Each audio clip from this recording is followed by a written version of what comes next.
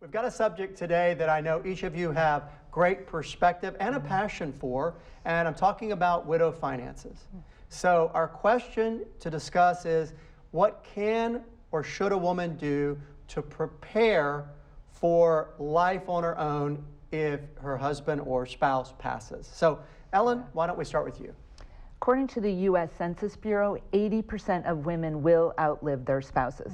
So this is going to affect most women who are married.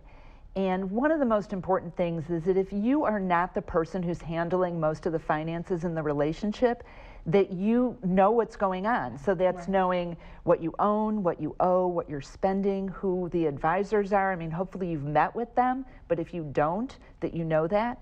And one thing that is often not talked about is that you also know where the passwords are. So key. There's a woman I know who was a widow very suddenly. She was very involved in the family finances. The husband did most of the actual tactical work.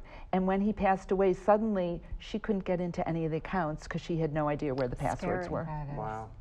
And I actually had a client that was the opposite, where the male didn't have anything to do with it, and she did everything. She passed away suddenly, and he had no passwords, and he had no idea of anything. And so I think that begs the question of, have the what if conversation with the spouse before anything happens. You know, an ounce of prevention is worth a pound of cure, my mom always used to tell me, right? So have that conversation with the spouse. Make sure that you know where everything is. Make sure you also are engaged in the team, and the team would be a CFP, preferably a CPA, your estate attorney, and your insurance at a minimum. And you actually, you know what, like them.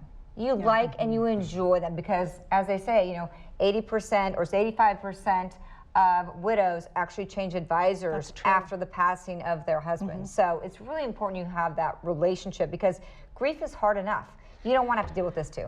Yes, and to just build on what Ellen and Kimberly are saying, I like to talk to women about the 3 Ps, okay? They need to protect themselves with proper insurance. So make sure that your household's covered with life insurance and disability, that you have that safety net, because it's very scary to be vulnerable when you do lose a spouse or they become disabled.